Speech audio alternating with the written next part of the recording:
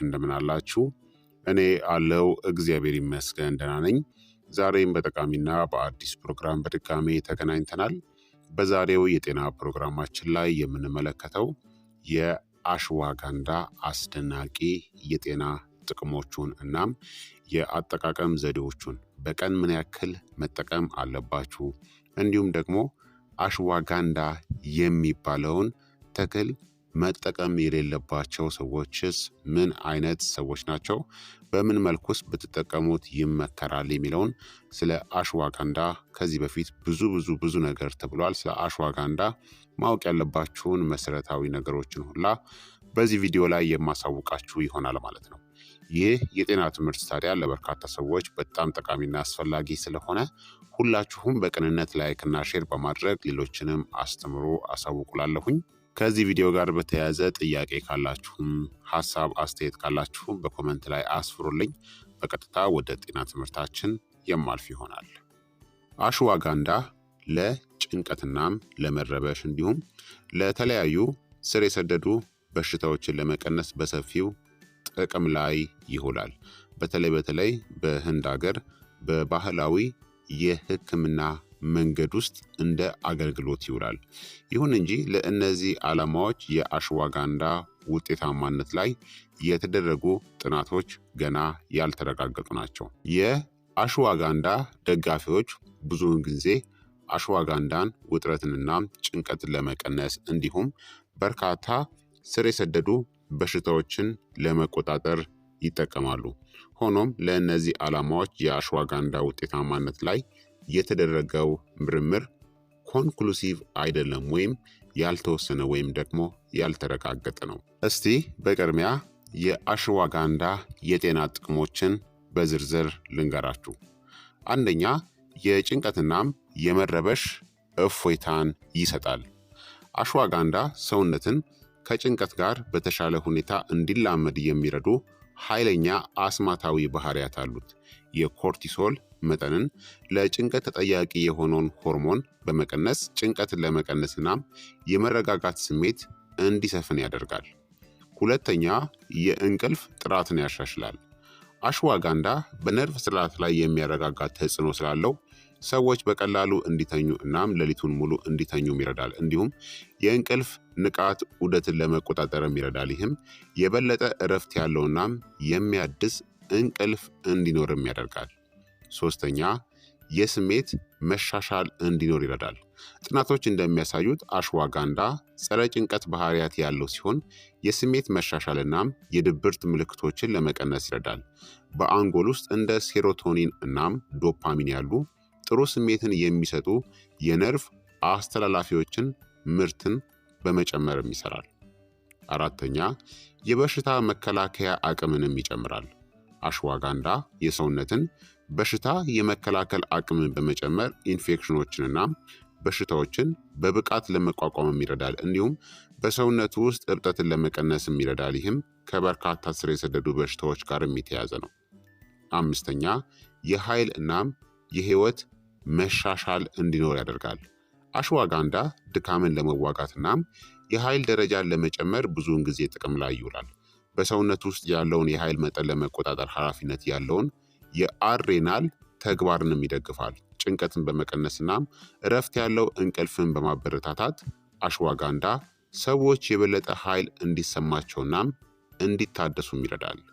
ስድስተኛ፣ የአእምሮ ተግባር መሻሻልን ይደግፋል።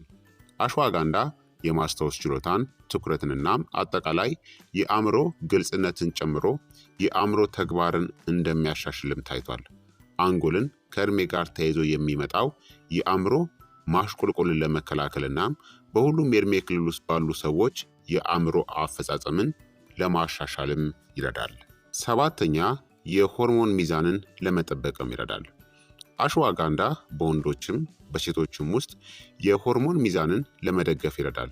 የታይሮይድ ተግባርን ለመቆጣጠር፣ የኮርቲሶል መጠንን ለማመጣጠንና የመራቢያ ጤናን ለማሻሻልም ይረዳል። ለሴቶች ደግሞ የወር አበባ መዛባትንና የማረጥ ምልክቶችን ለማስታገስ ይረዳል። ስምንተኛ፣ የጡንቻ ጥንካሬ እናም ጽናትንም ይደግፋል። አሽዋጋንዳ ብዙውን ጊዜ በአትሌቶችና የአካል ብቃት እንቅስቃሴን በሚያደርጉ ሰዎች የጡንቻን ጥንካሬ፣ ጽናትና ማገገምን ለማሻሻል ይጠቅማል። የጡንቻን ጉዳትና እብጠትን ለመቀነስም ይረዳል። ይህም ፈጣን የማገገም ጊዜ እናም የተሻሻለ የአካል ብቃት እንቅስቃሴን ያስከትላል። 9ኛ ጸረ ብግነት ባህሪያት አለው። ኢንፍላሜሽንን ይከላከላል። አሽዋጋንዳ በሰውነት ውስጥ እብጠትን ለመቀነስ የሚረዱ ኃይለኛ ጸረ ብግነት ውጤቶች አሉት። ስር የሰደደ እብጠት እንደ የልብ በሽታ፣ የስኳር በሽታ እናም ራስን የመከላከል በሽታዎችን ወይም ደግሞ አውቶ ኢሚዩን ዲዚዝ የምንላቸውን ጨምሮ ከተለያዩ በሽታዎች ጋርም የተያያዘ ነው።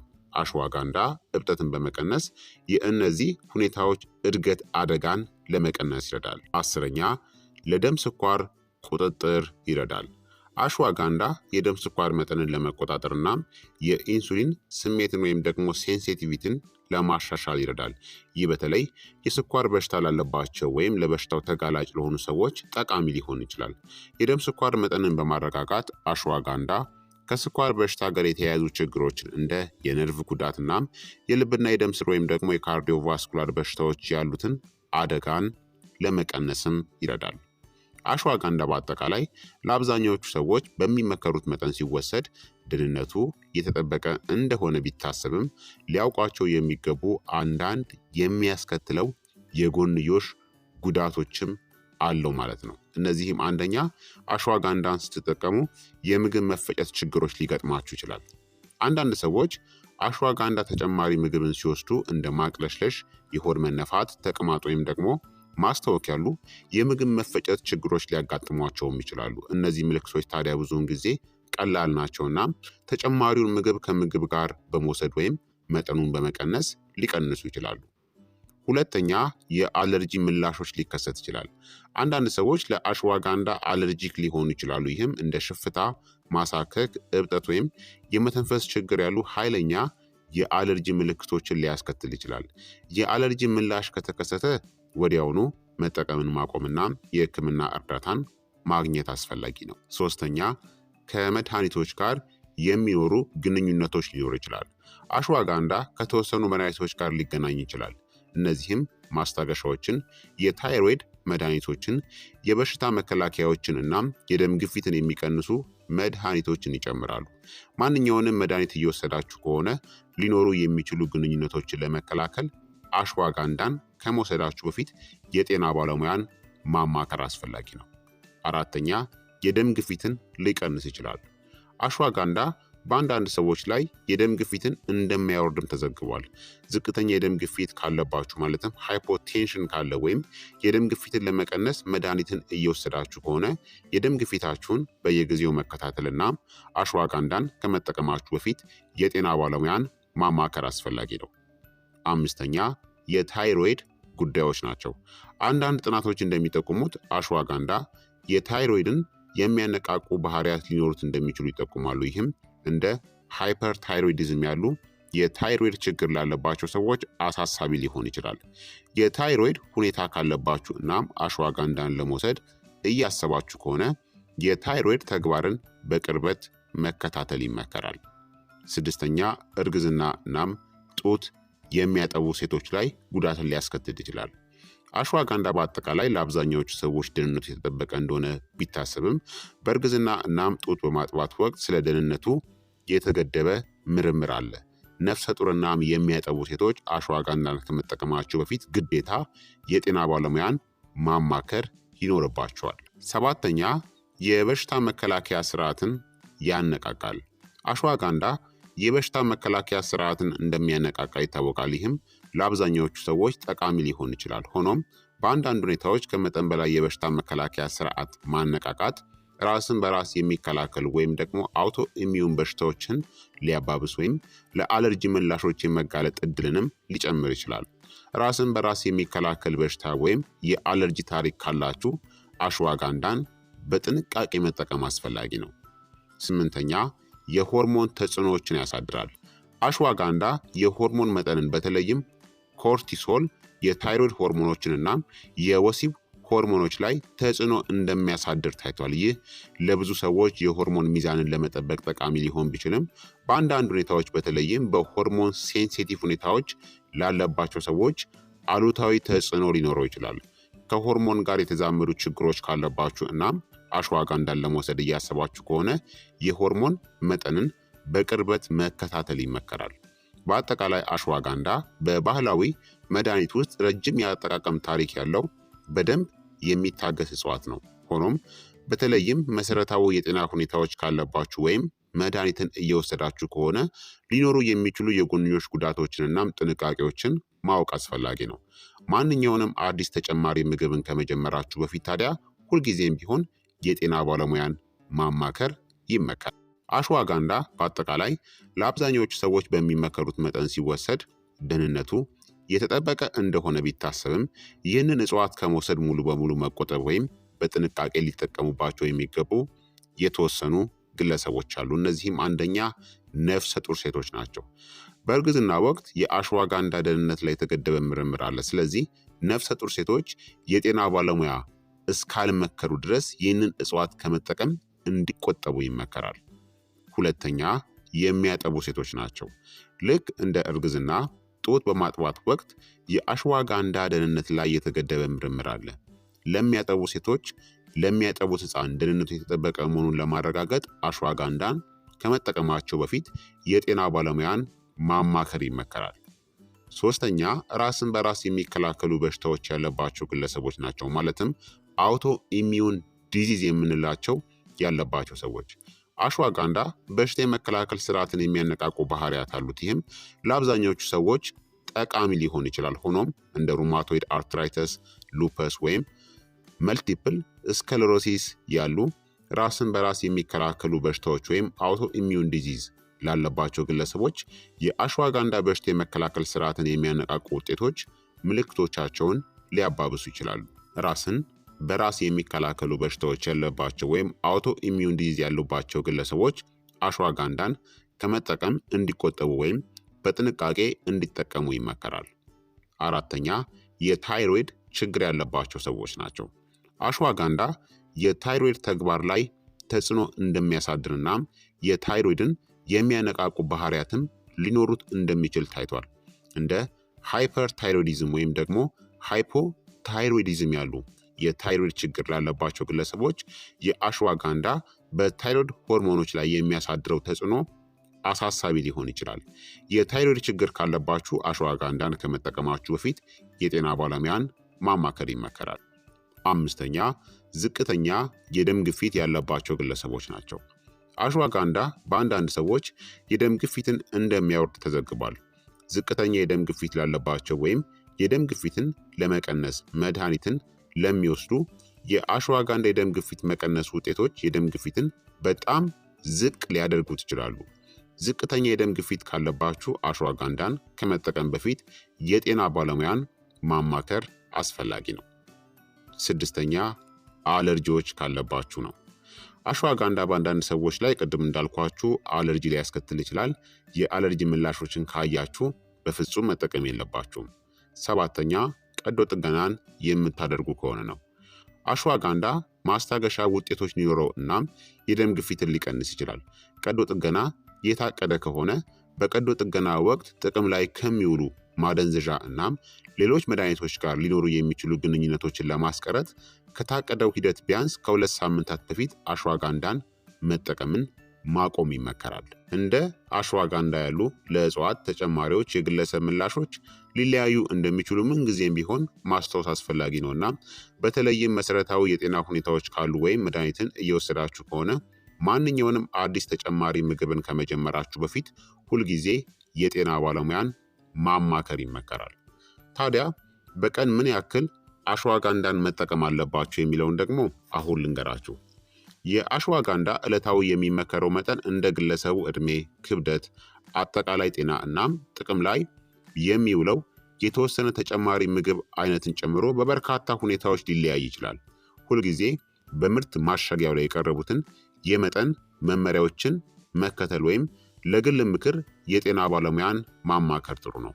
በአጠቃላይ በተጨማሪ ምግብ መልክ የአሽዋጋንዳ የተለመደው የሚመከረው መጠን በቀን ከ1 እስከ 2 ጊዜ የሚወሰድ ከ300 እስከ 500 ሚሊግራም አካባቢ ነው። መቻቻልን እናም ውጤታማነትን ለመገምገም በዝቅተኛ መጠን መጀመርናም እንደ አስፈላጊነቱ ቀስ በቀስ መጨመርን ይመከራል። አሽዋጋንዳን በዱቄት መልክ የሚጠቀሙ ግለሰቦች ደግሞ የሚመከረው መጠን ብዙውን ጊዜ በቀን ከ1 እስከ 2 ግራም አካባቢ ሲሆን በበርካታ መጠንም ይከፈላል። ከሚመከረው የአሽዋጋንዳ መጠን በላይ መሄድ ወደ የጎንዮሽ ጉዳቶችናም አሉታዊ ግብረ መልሶችን ሊያስከትል እንደሚችል ልብ ማለትም አስፈላጊ ነው። የዕለት ተዕለት ገደቦችን አለማለፍናም ለግለሰብ ፍላጎቶች ተገቢውን መጠን እርግጠኛ ካልሆኑ የጤና ባለሙያ ጋር መነጋገር ይመከራል።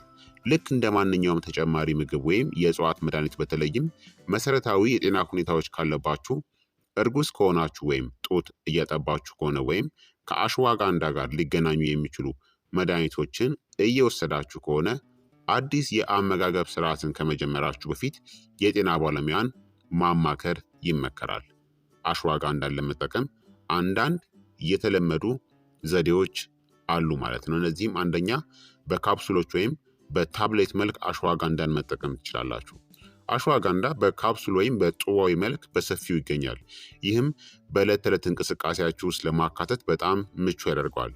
በምርት ማሸጊያ ላይ የቀረቡትን ወይም በጤና ባለሙያ እንደተመከሩት የመጠን መመሪያዎችን በመከተል ብቻ ተጠቀሙ። ሁለተኛ በዱቄት መልክም መጠቀም ትችላላችሁ። የአሽዋጋንዳ ዱቄት በቀላሉ ለመጠጣት በውሃ ውስጥ፣ በጭማቂዎች፣ በለስላሳ ወይም በሌሎች መጠጦች ውስጥ ሊደባለቅ ይችላል። ለአሽዋጋንዳ ዱቄት የሚመከረው መጠን ብዙውን ጊዜ በቀን ከ1 እስከ 2 ግራም አካባቢ ሲሆን በበርካታ መጠን ይከፈላል። ሶስተኛ አሽዋጋንዳን በሻይ መልክም መጠቀም ትችላላችሁ። የአሽዋጋንዳ ሻይ የደረቀውን ስር ወይም ደግሞ ቅጠሎችን ከ5 እስከ 10 ደቂቃዎች በሞቀ ውሃ ውስጥ በማፍላት ሊዘጋጅ ይችላል።